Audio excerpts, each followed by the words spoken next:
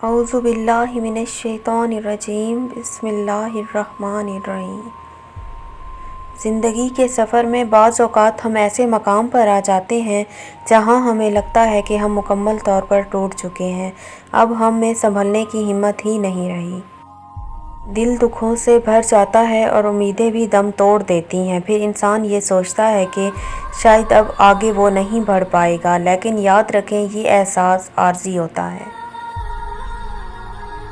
یہ اندھیری رات ہمیشہ نہیں رہتی۔ یقین رکھیں اللہ کی رحمت کبھی مایوس نہیں کرتی۔ کبھی آپ نے نوٹ کیا ہے جب ایک شیشہ ٹوٹتا ہے تو اس کے ٹکڑے چمکنے لگتے ہیں؟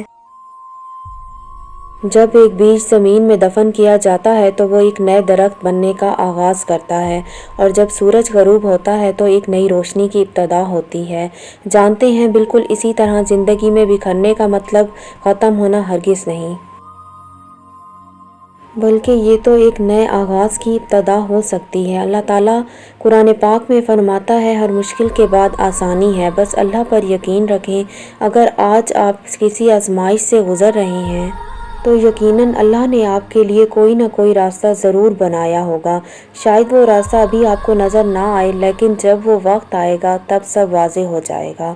اگر آپ کو لگ رہا ہے کہ آپ ٹوٹ چکے ہیں تو یقین رکھیں اللہ ہی وہ واحد ذات ہے جو ٹوٹے دلوں کو جوڑتی ہے۔ اللہ کبھی بھی ہمیں اپنے حال پر نہیں چھوڑتا، بلکہ اللہ چاہتا ہے کہ ہم اس کی طرف رجوع کریں، اپنے دل کا بوجھ اس کے آگے رکھیں اور سب کچھ اللہ کے حوالے کر دیں، اور صرف اس سے مانگیں۔ یاد رکھیں دعا کی طاقت کو کبھی بھی کم نہ سمجھیں۔ اللہ وہی ہے جو مردہ زمین کو پھر سے زندہ کرتا ہے۔ اللہ ہی آپ کے ٹوٹے دل کو سکون دے سکتا ہے، یا شاید یہ وہ وقت ہے جب ہمیں خود کو نئی شکل میں ڈھالیں اور زندگی کو ایک نئے زاویے سے دیکھیں اور اللہ کے قریب ہو جائیں۔ یاد رکھیں بکھرنے کا مطلب ہرگز ختم ہونا نہیں، بلکہ نئے انداز سے جڑنا بھی ہوتا ہے۔ بس اللہ سے نا امید نہ ہو، وہ ہمارے ساتھ ہے، چاہے ہم محسوس کریں یا نہ کریں۔ زندگی تو ایک سفر ہے جس میں کبھی خوشیوں کی بہار ہوتی ہے اور کبھی غموں کی خزاں، اور دنیا کے طوفانوں نے ہمیں چور چور کر دیا ہے۔ ہم خود کو تنہا، کمزور اور بے یار و مددگار محسوس کرتے ہیں۔ مجھے معلوم ہے آپ بہت تکلیف میں ہیں، اور شاید آپ یہ سمجھتے ہیں مشکلات اب ختم نہیں ہوں گی۔ آج میں آپ کو ایک ایسا واقعہ سناتی ہوں جو شاید آپ کو سکون دے۔ اللہ کے ایک نبی حضرت ایوب علیہ السلام، جو اللہ کے بہت پیارے نبی تھے، اللہ نے ان کو بہت دولت سے نوازا، مال و دولت کی فراوانی تھی، صحت مند اور بہت خوشحال تھے، لیکن پھر اللہ نے ان کو آزمائش میں مبتلا کر دیا۔ ان کا سب کچھ چھن گیا، یہاں تک کہ وہ بیمار ہو گئے، ان کے جسم پر زخم تھے، لوگ بھی ان کے قریب تک نہ آتے تھے، لیکن انہوں نے اس حال میں صبر کیا اور انہیں اللہ پر یقین تھا کہ اللہ سب ٹھیک کر دے گا۔ انہیں بھروسہ تھا اللہ کی ان کی دعا سن رہا ہے۔ آخر وہ وقت بھی آ ہی گیا جب وہ ٹھیک ہو گئے۔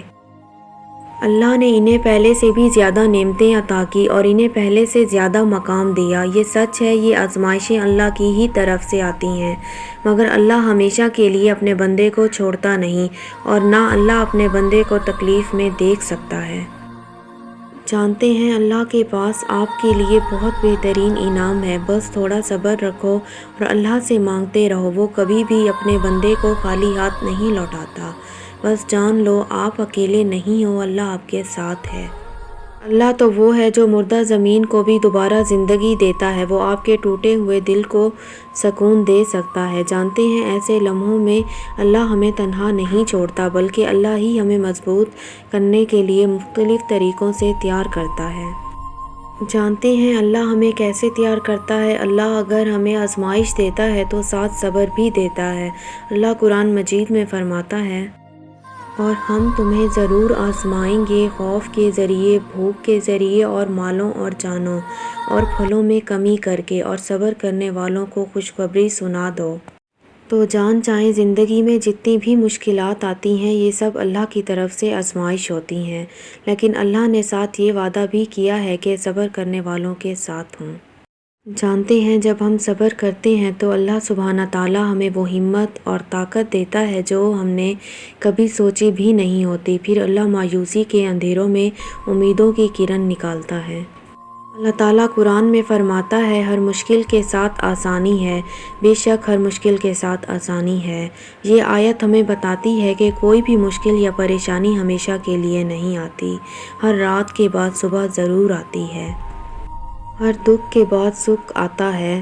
اگر آج ہم ٹوٹ چکے ہیں تو کل اللہ ہمیں مضبوط کر دے گا انشاءاللہ۔ اللہ تعالیٰ جانتے ہیں جب ہم اللہ کی طرف رجوع کرتے ہیں، دعائیں کرتے ہیں تو اللہ تعالیٰ ہمارے دلوں کو سکون دیتا ہے، پھر ہمارے دلوں کو ایسا سکون ملتا ہے جو کسی اور ذریعے سے ممکن ہی نہیں ہوتا۔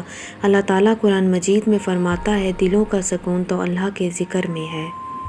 کبھی آپ نے نوٹ کیا ہے جب ہم اللہ سبحانہ تعالیٰ کے سامنے رو لیتے ہیں، اپنے سارے دکھ اللہ کو سناتے ہیں تو ہمارے دل کو ایک سکون سا مل جاتا ہے۔ اللہ تعالیٰ کی ذات وہ ہے جو ٹوٹی ہوئی روح کو بھی سکون عطا کرتی ہے اور پھر ہمیں نئے حوصلے کے ساتھ آگے بڑھنے کی طاقت عطا کرتا ہے۔ جانتے ہیں اللہ کبھی بھی ہماری ہمت سے زیادہ ہم پر بوجھ نہیں ڈالتا۔ اللہ قرآن مجید میں خود یہ فرما رہا ہے اور ہم کسی کی جان پر اس کی طاقت سے بڑھ کر بوجھ نہیں ڈالتے۔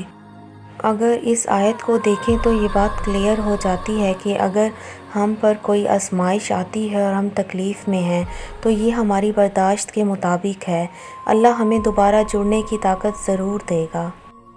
اکثر ہم اپنے گناہوں اور غلطیوں کی وجہ سے بکھرے ہوتے ہیں تو اللہ ہمیں معافی کا موقع دیتا ہے، اور جب ہم اللہ کے پاس جاتے ہیں تو وہ ذات اتنی رحیم ہے کہ وہ ہمیں کبھی رد نہیں کرتی۔